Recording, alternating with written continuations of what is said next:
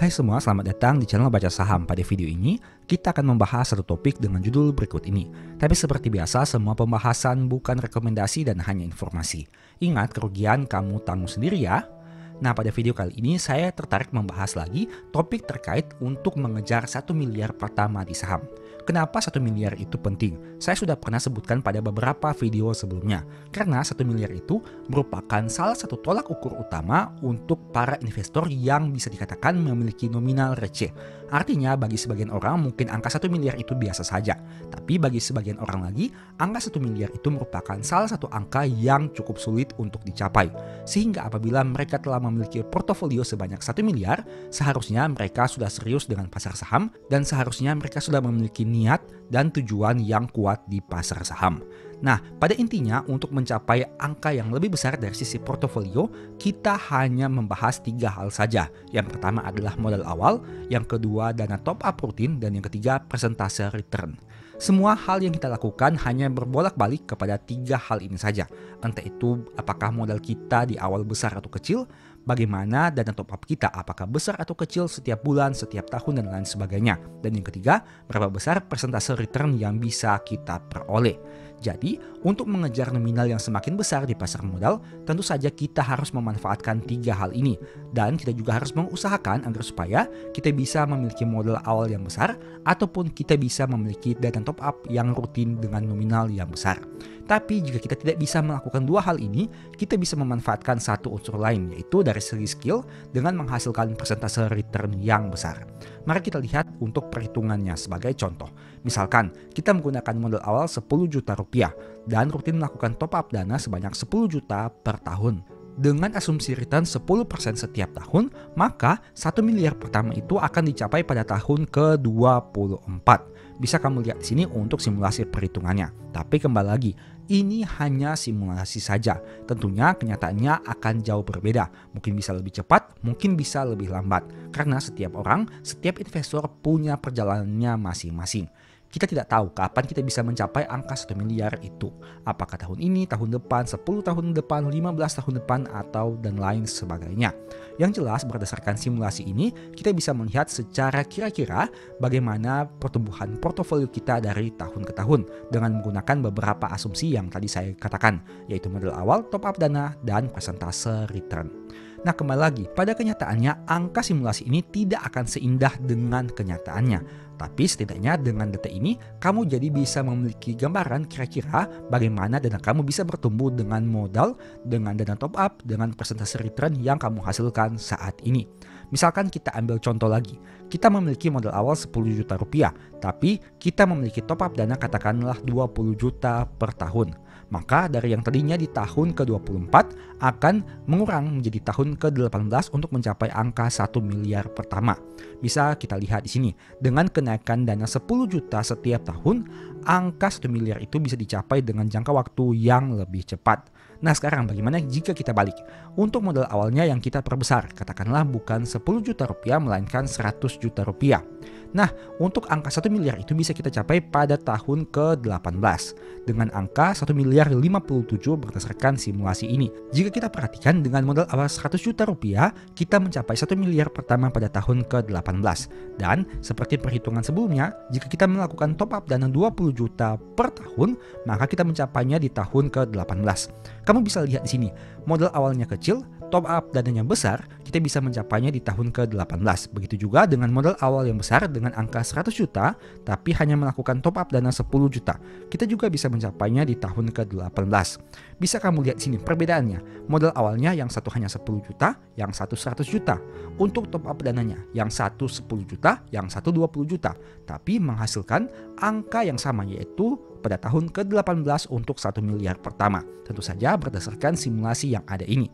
Jadi yang mau saya katakan kepada kamu adalah bahwa kita bisa memanfaatkan 3 kondisi ini, entah itu modal awal, top up dana, ataupun persentase return.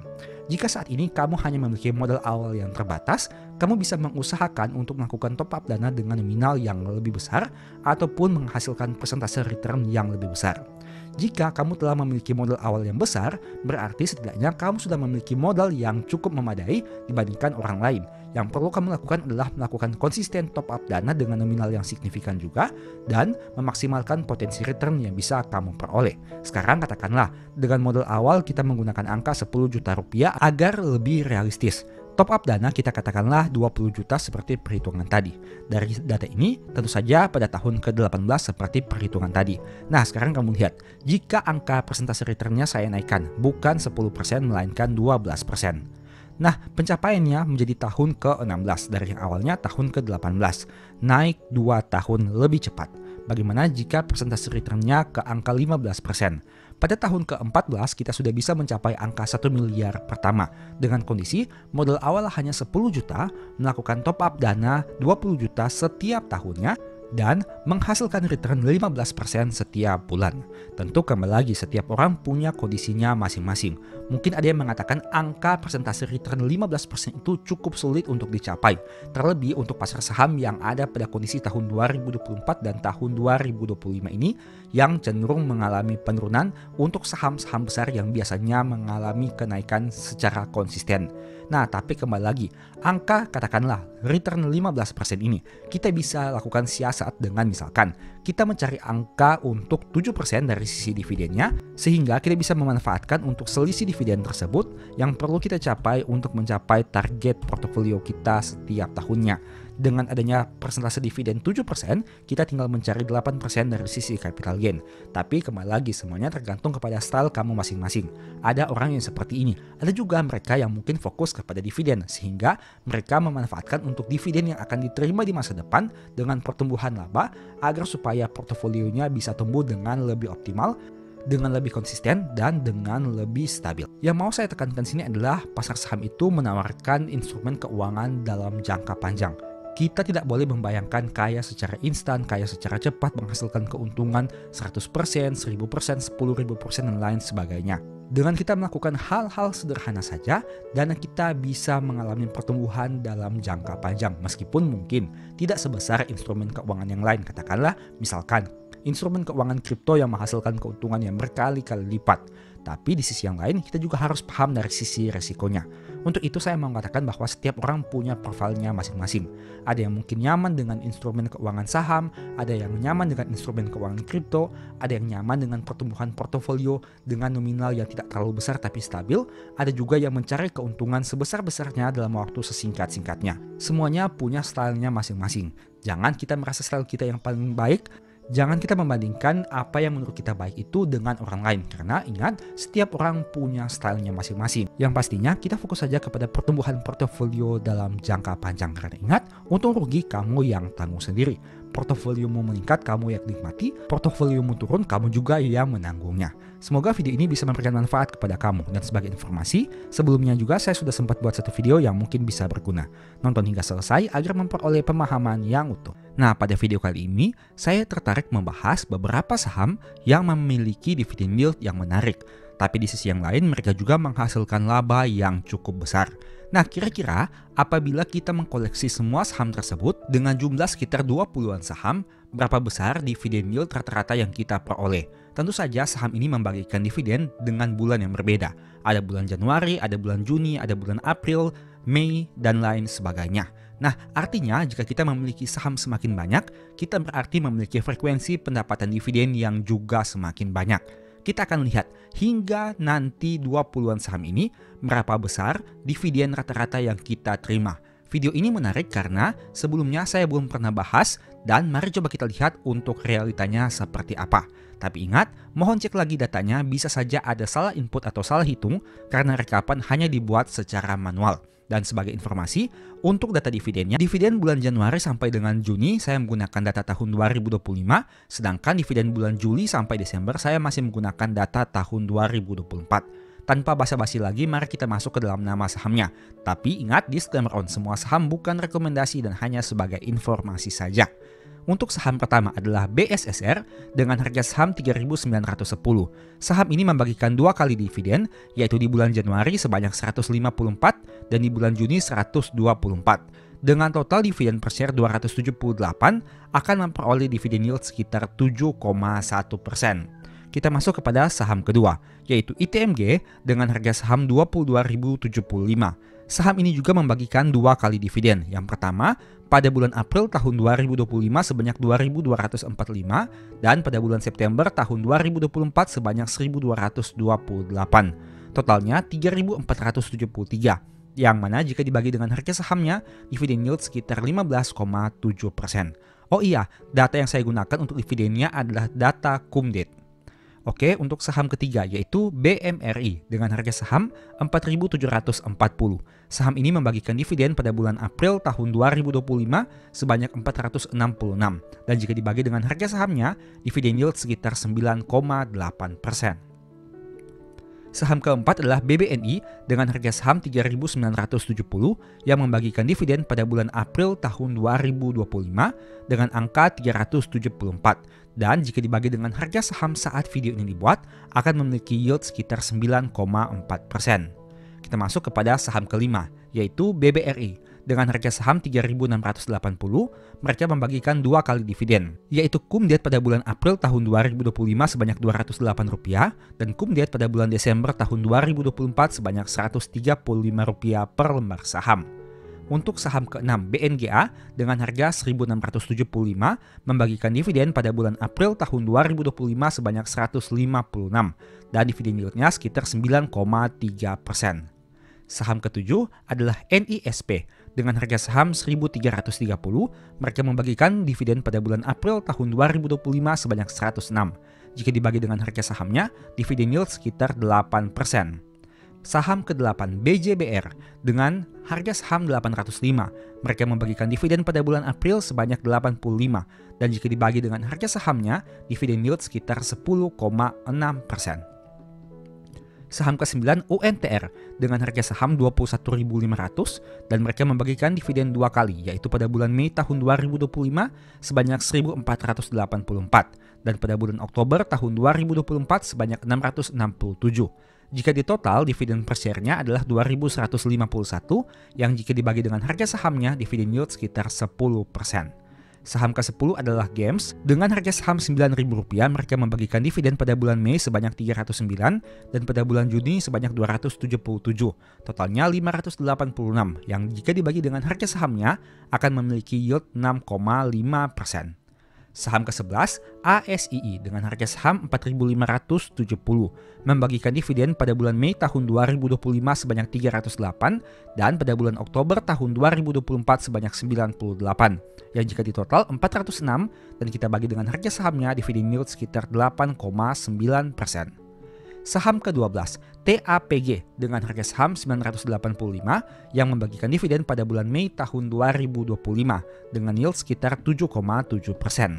Saham ke-13 Auto dengan harga 2.050 yang membagikan dividen pada bulan Mei tahun 2025 sebanyak 133 dan pada bulan Oktober tahun 2024 sebanyak 57. Jika ditotal, dividen per share-nya 190 dan artinya dividen yield sekitar 9,3%. Saham ke-14 POWR dengan harga 680 membagikan dividen pada bulan Mei 46 dan pada bulan Desember tahun 2024 28. Jika ditotal dividen per share-nya 74 dan dividen yield sekitar 10,9%. Saham ke-15 SMSM dengan harga saham 1.895 membagikan dividen pada bulan Mei tahun 2025 sebanyak 25, pada bulan Juni tahun 2025 sebanyak 40, pada bulan Agustus tahun 2024 sebanyak 35, pada bulan November tahun 2024 sebanyak 35. Total dividen per share dalam 4 kali ini adalah 135 dengan dividen yield sekitar 7,1%.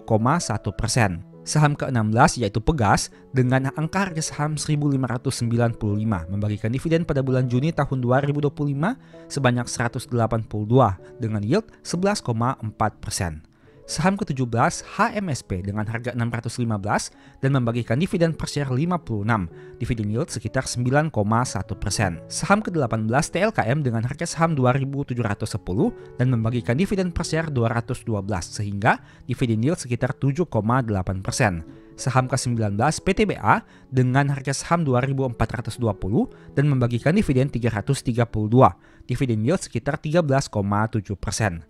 Dan saham ke-20 adalah saham MPMX dengan harga saham 965 membagikan dividen per share 120 dividen yield sekitar 12,4%. Saham ke-21 BJTM yang membagikan dividen sekitar 55 pada bulan Juni dengan harga saham 486. Dividen yieldnya sekitar 11,3%. Serta saham terakhir Hexa dengan harga 4.940 dan membagikan dividen pada bulan Oktober tahun 2024 sebanyak 715. Artinya yield sekitar 14,5%. Nah, dari 22 saham ini bisa kamu lihat, rentang untuk dividen yieldnya cukup menarik karena di atas dari angka 7%, bahkan ada yang mencapai hingga 15%. Secara total, jika kita menjumlahkan harga sahamnya, akan diperoleh angka 96.596. Dan jika kita total untuk dividen per share-nya akan diperoleh angka 10.572. Itu artinya rata-rata dividen yield sekitar 10,9% atau jika kita bulatkan menjadi 11%. Nah, ini menarik, dari 22 saham ini sebenarnya kita bisa memperolehnya dengan modal yang relatif cukup rendah, yakni di bawah 10 juta rupiah apabila diasumsikan membeli satu lot untuk masing-masing saham. Dan kita juga memperoleh dividen yang juga cukup menarik dengan yield sekitar 10,9%. Ada juga hal yang menarik karena jika kamu total untuk frekuensi pembagian dividennya adalah sekitar 33 kali untuk 22 saham ini.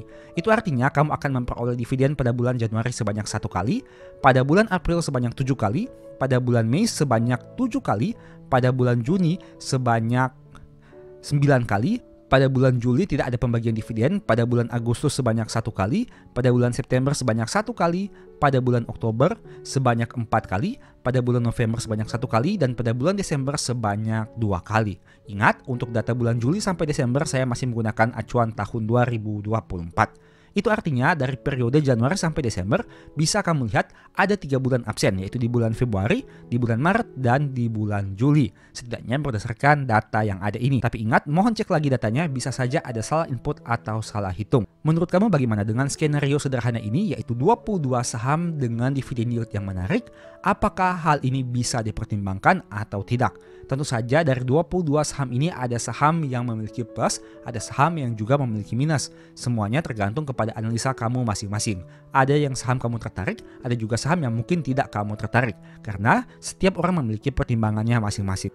Untuk itu selalu lakukan analisa mendalam sebelum mengambil keputusan. Video ini hanya sebagai informasi saja yang mana skenario apabila kita memperoleh saham dan membagikan dividen dengan yield yang cukup menarik.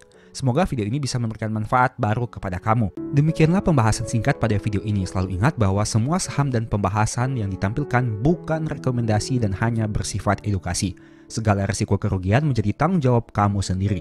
Mohon juga agar dapat mengecek kembali data yang ditampilkan karena bisa saja terjadi kesalahan pengetikan atau pengambilan data. Di video berikutnya ini dibahas materi apa lagi? Tulis di kolom komentar ya.